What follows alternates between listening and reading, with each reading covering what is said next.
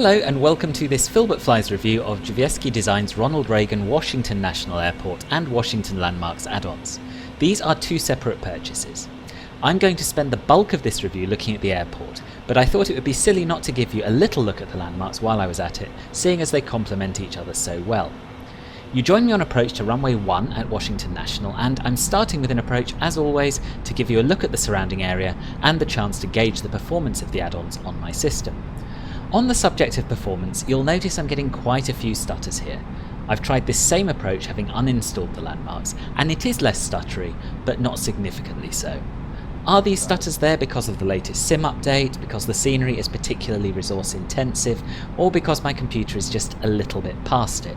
I don't honestly know. Performance isn't so bad that I struggle to land, but it is worse than I'm used to. One thing you'll notice in the video is the huge pause and jump after the landing.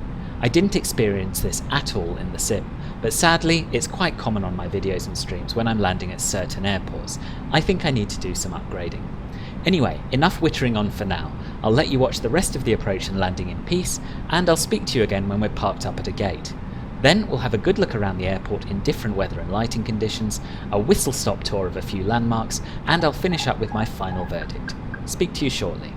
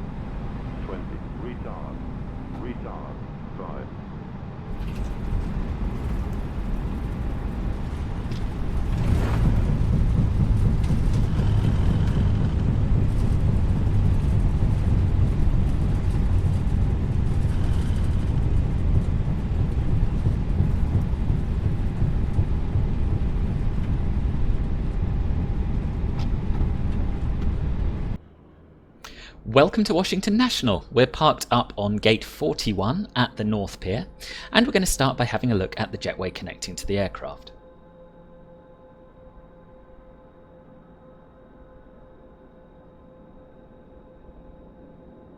An absolutely first-rate job, nothing at all to complain about there. Let's move on now to having a look at the modelling of the jetway, and then we're going to crack on with the rest of the airport. So beautifully modelled, beautifully textured custom jetways here. I love the detail, I love these rust stains up at the top.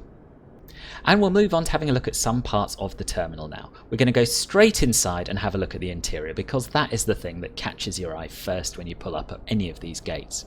So as you can see, we have not only a very nicely detailed terminal interior, but we also have people. Now these aren't the most high resolution models, they don't move, but honestly I'd rather have people like this than no people at all, and I'd rather have people like this than really detailed figures that are animated and drop your frame rate. A really nice balance has been struck here. Love the textures on the floor, love the textures on the gates and on the benches. It really does feel very lifelike indeed. We've also got things like departure screens and maps scattered around the place, which are high enough resolution to actually read.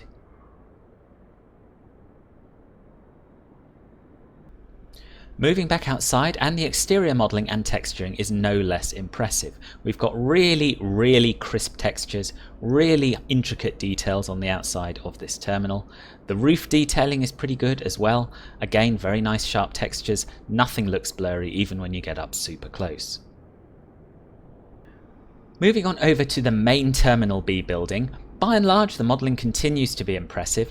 The roof is slightly dodgy. These lines are not quite contoured correctly, but it's really nice to see such a smooth surface without any jagged edges on such a complex structure. Once again, we've got some absolutely incredible interior modelling, and I'm going to start by showing you what it looks like from above, just for a bit of a change of perspective. Isn't that awesome? Let's go down inside and take a closer look. So once again, some really nice texture work, more people, more super sharp signage. It's just phenomenal, it really is. Down at ground level, the exterior of the terminal continues to impress. We've got some nice details once again in these walls, and we've got some nice bits of dirt and weathering here and there, particularly on some of the shutters. This is the central pier, and we've got some really nice parallax effect used to create the impression of a terminal interior. I don't know why the developers chosen to use this in place of transparent glass, but I presume it was to make a compromise with detail and performance. We can, however, go inside, and at ground level we have some proper interior modelling as well. I'm pleased to say the bulk of the central pier does have proper interior modelling, and it's every bit as good as what we've seen so far.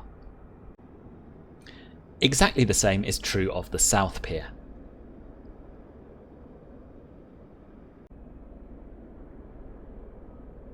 The area around gates 10 to 14 also looks fantastic. We've got a lot more transparent glass in use, but we do also have some opaque window textures just in small sections of it, which is a little bit of a shame, but I guess once again compromises had to be made between beauty and performance.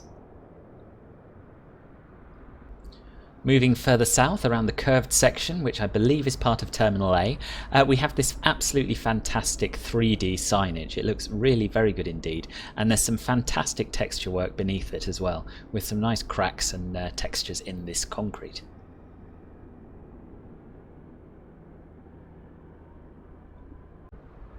Moving further south, you'll see that we have some more opaque window textures, which to be fair look a lot better than many I've seen.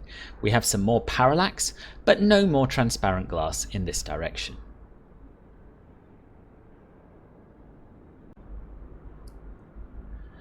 Until, that is, we get to the Banjo Pier, which once again has some absolutely fantastic glasswork and interior modelling.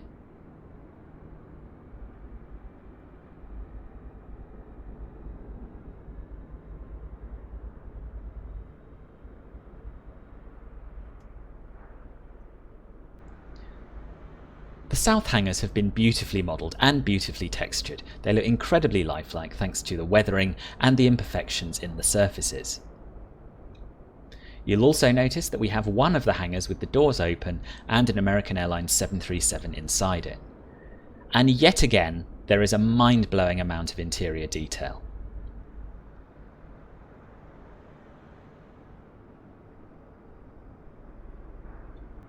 This is the airport fire station, which also looks absolutely fantastic. Slightly different opaque window textures used here, but they also look very good, and I'm very impressed by the quality of the fire engine that's parked outside.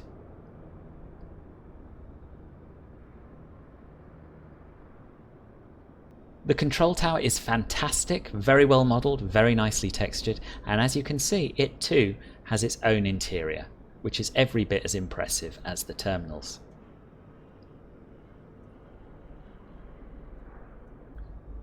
The developer has included a lot of ground clutter, and we also have some static aircraft, which I try not to have an opinion on these days because they're a little bit controversial.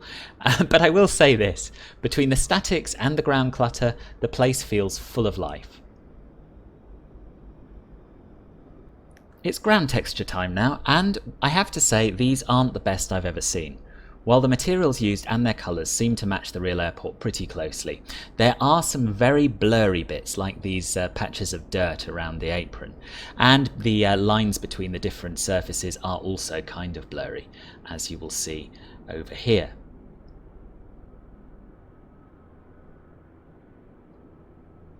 You'll find quite a few artifacts bleeding through from the satellite imagery.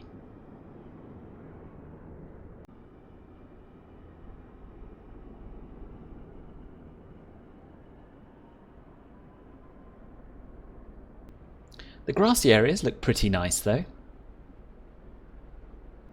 as do the 3D taxiway signs, which are crisp and easy to read.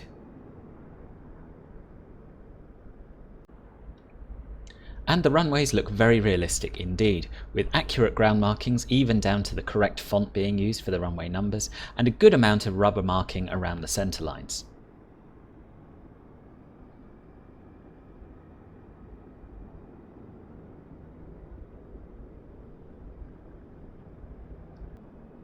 The ground markings aren't bad, they appear to be accurate. I haven't checked every single one of them. The yellow's perhaps slightly too vibrant and the red definitely is, but there is a patch you can get to dull these tones down on flightsim.to now. So yes, the accuracy is very good, the sharpness is pretty good, some of the numbers are a little bit on the blurry side, but overall not too much to complain about here.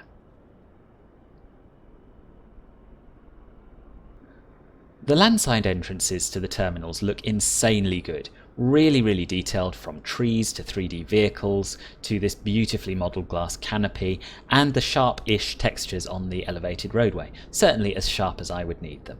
We've got some signage, some rope barriers, the whole thing feels very lifelike indeed. And the detailing doesn't stop at the terminal entrances. We've got this fantastically modelled station and the railway tracks leading up to it. We even have animated trains.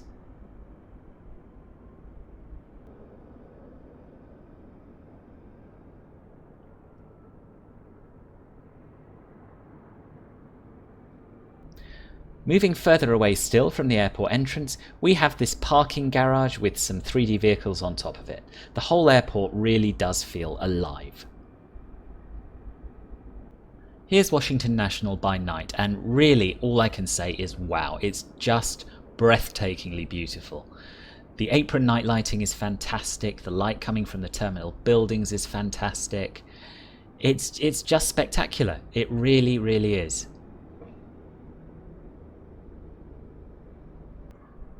And by night you really get to appreciate some of the effort that's gone into modelling the terminal buildings. Just look at this metalwork out here, it looks incredibly lifelike, it must have taken ages.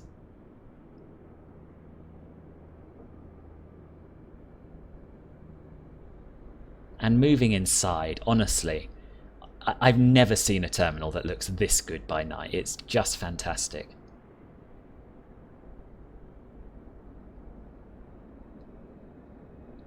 And look at the control tower by night. How fantastic is that? Just beautiful.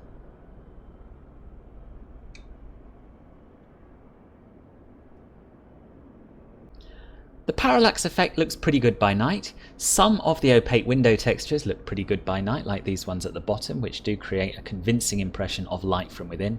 But unfortunately some of them remain black, and I don't believe that there's no light coming from this part of the airport by night. Here's Washington National in the rain, and the ground textures make good use of the default reflections and puddles and look very realistic. You'll also notice that the transparent glass does not pop out and is shrouded in mist. I don't know how they've done this, but it's incredibly impressive. Almost every other airport I've reviewed, these windows would stick out like sore thumbs, but they don't here. So congratulations, whatever you've done, it's worked.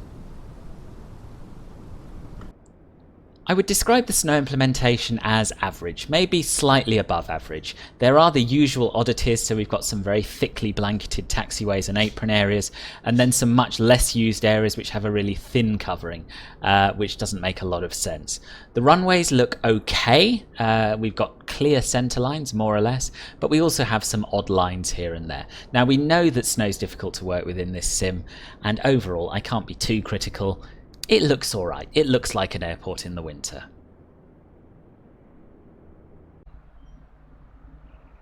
Time now to have a look at some of the landmarks. Remember, this is a separate product, so you will need to buy it in addition to Washington National Airport if you want to. The landmarks are numerous, there are around 1,500 of them. I've only really scratched the surface, but I haven't found a duff one yet. Here's the Capitol building. Here's Washington Union Station. Here's the Washington Monument. Here's the Lincoln Memorial.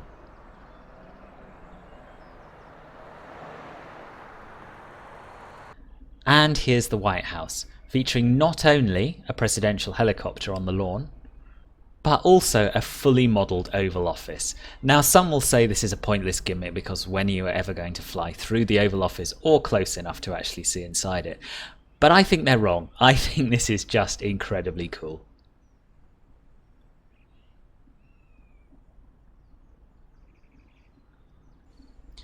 Here's the White House by night.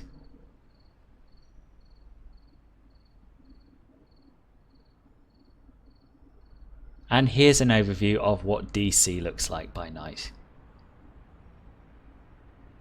Pretty spectacular, isn't it?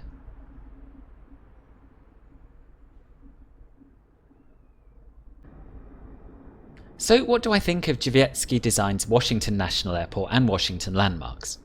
Let's start with the airport. It is exquisite. Detailed modelling, beautiful texturing, the best terminal interiors I've seen to date, a huge amount of landside detail and stunning night lighting.